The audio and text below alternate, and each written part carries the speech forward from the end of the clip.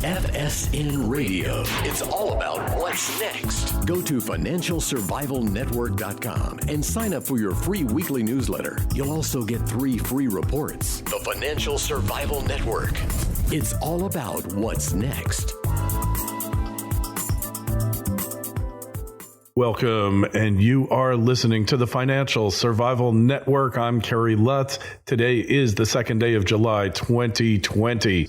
Well, sometimes you look at what's going on in the streets of our cities. You hear these kids, you see what's happening on college campuses, and you might be tempted to lose hope. But don't lose hope. They're not all insane. And to prove it, we're going to have somebody on here who's a millennial and he's rational, and sometimes those two don't go together. But I want to know your opinion. You have millennials. Where are they at? Where are their brains at?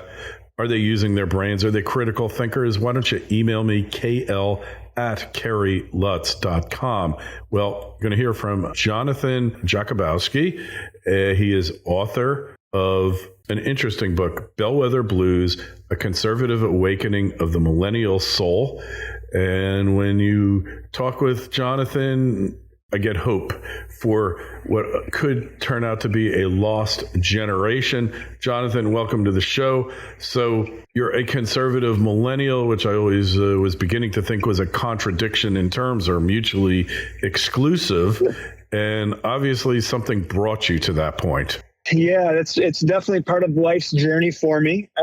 And I'm not the only one.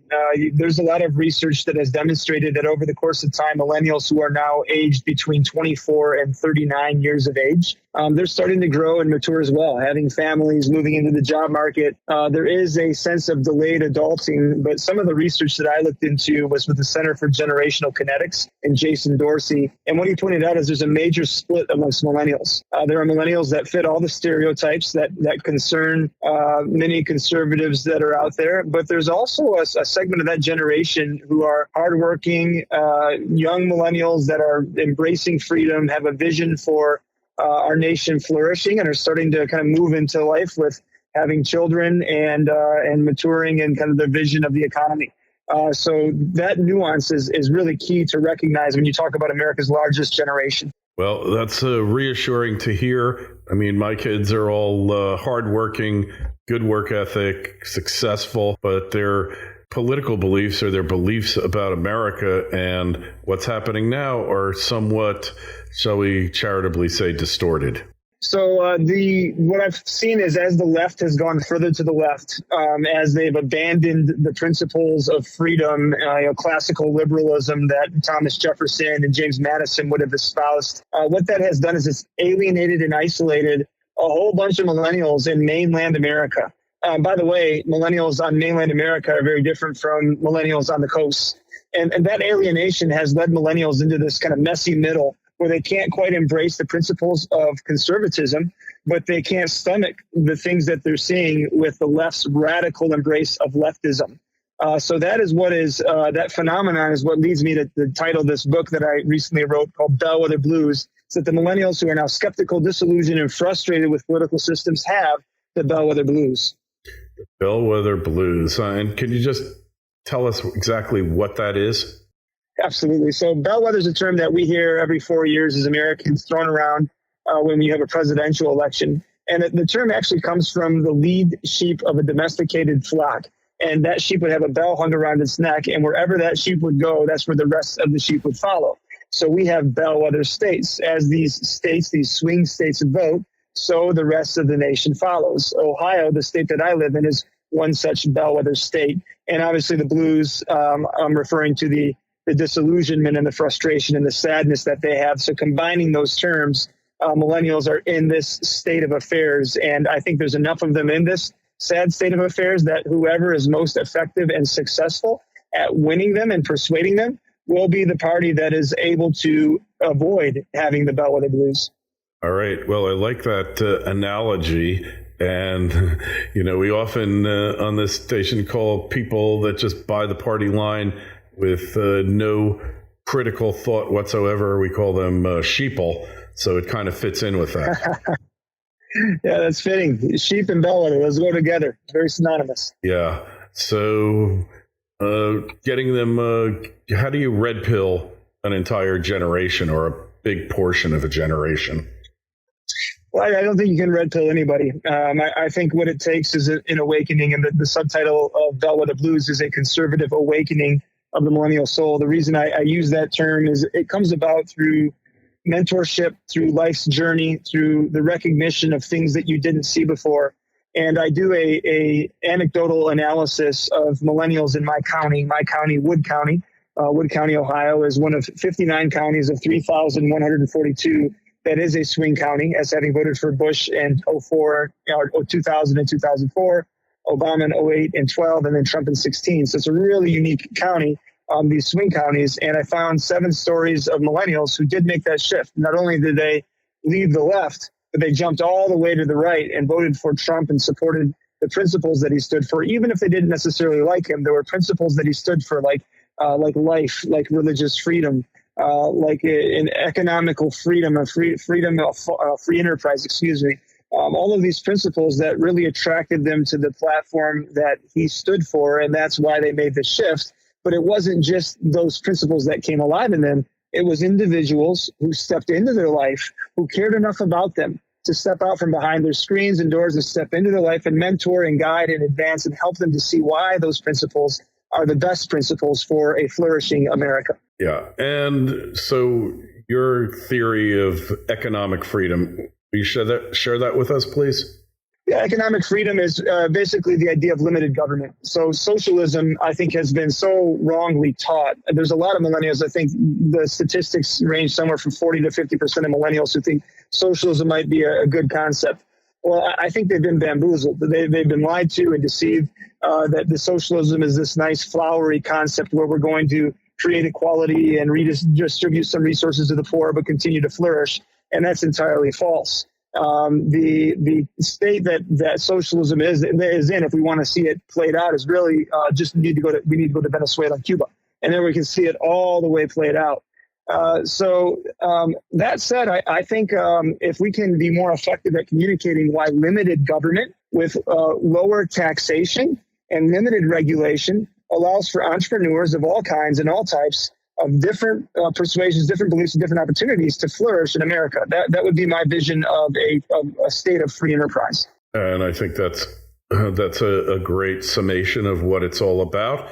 What's your take on the pandemic, on the way it's being treated by the media and politicized? Yeah, I mean, the media has a narrative, and they're only going to continue to preach that narrative.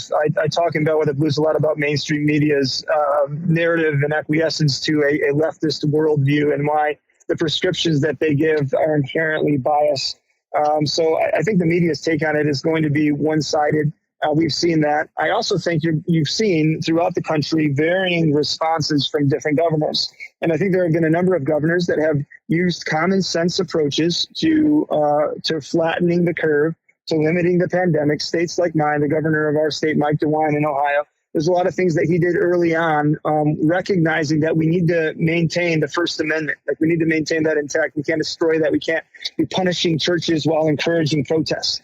Whereas other states, like the state of New York, California, you see governors that have responded in exactly that manner, where they're choosing who to punish and choosing who to liberate. Just depends upon their worldview. So I think that's a really interesting storyline that one can use to communicate with millennials. If we can talk to them about why having a worldview that is left of center becomes punitive, and why somebody, even if they look like they're a great personality, but they embrace that worldview, why that punitive approach to policymaking has very potential negative ramifications on society at large.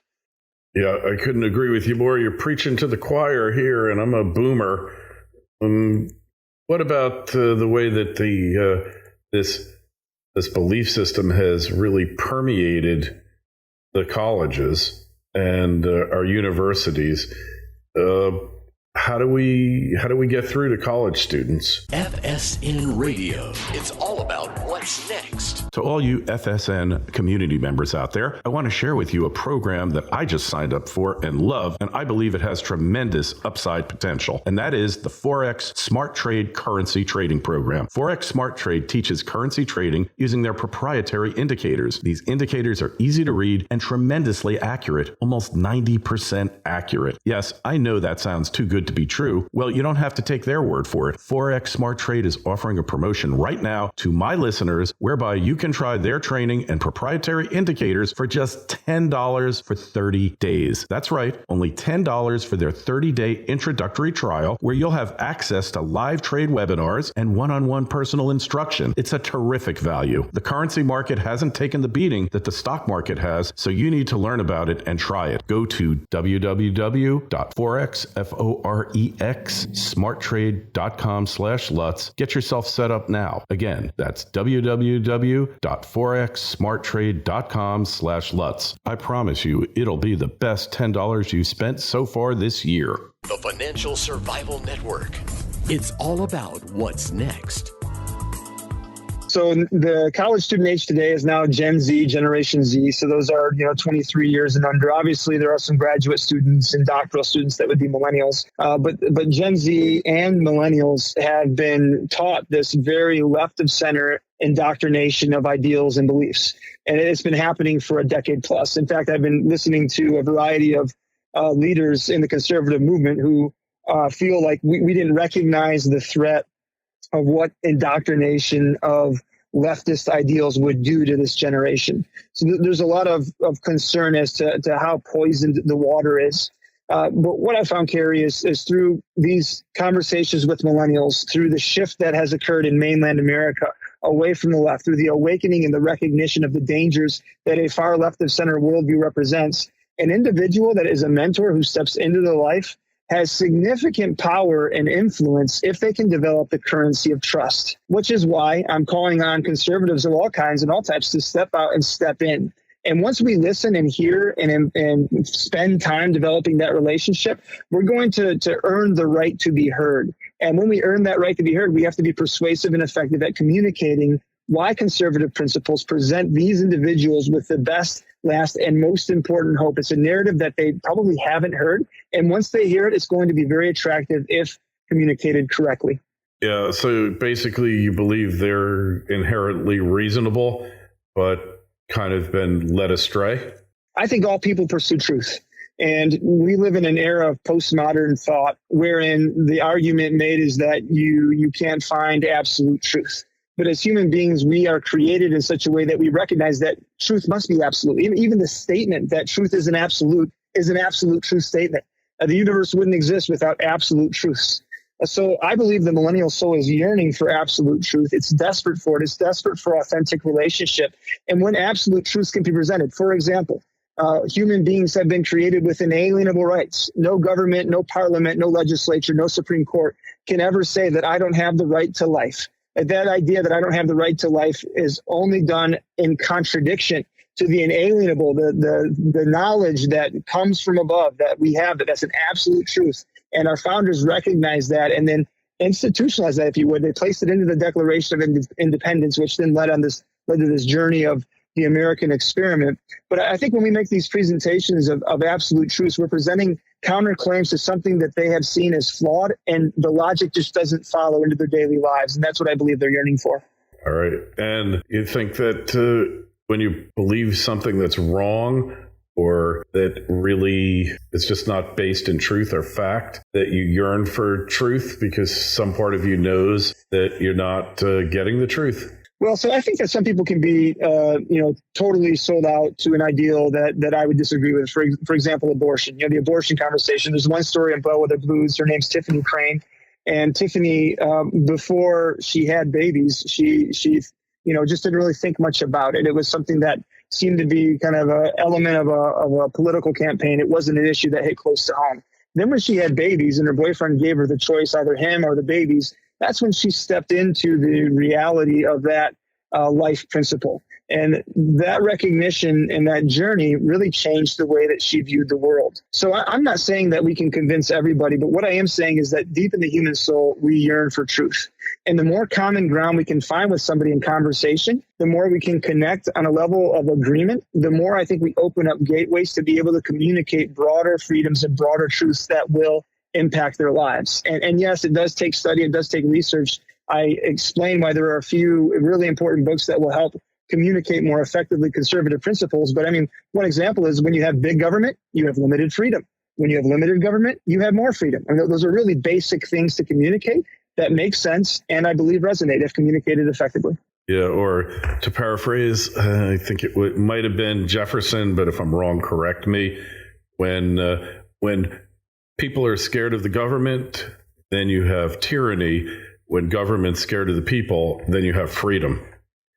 I think you're right. I believe that is a Thomas Jefferson quote. Yeah. So why is that such a tough concept for so many of you millennials out there to grasp? It's difficult because of the way it's been taught to us. We've been taught that in a society like ours, where there are all sorts of ills that are affecting the impoverished, think racism, xenophobia, homophobia, all these phobias, they've been taught that these are the real reasons why people suffer. And as a result of that, the only way you can abolish those things is through a force strong enough to eliminate them. And that force should be government. That force should be the public sector run by these left of center elites who know better than us as to how to run things. But as we know throughout the course of history, anytime you empower government to that level to eliminate evils, genocide usually follows. Look at China. Look at the Soviet Union. Look into Africa. I was able to travel to Rwanda in 1994, and you kind of see populist movements that follow this majoritarian feel wherein now might is what makes right. No longer are there principles, no longer are there limitations, no longer are there protections in place.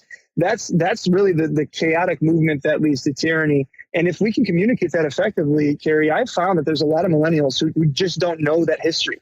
When you communicate that to them and you make those persuasive arguments over time, it really does awaken them. It changes their mind. Mm-hmm. Well, I remember a saying by the late President Gerald Ford, and he said the government that's big enough to give you everything you want is big enough to take everything that you have. No, that's a good one. Yeah, that's a very good one. And I think we're getting close to that point here.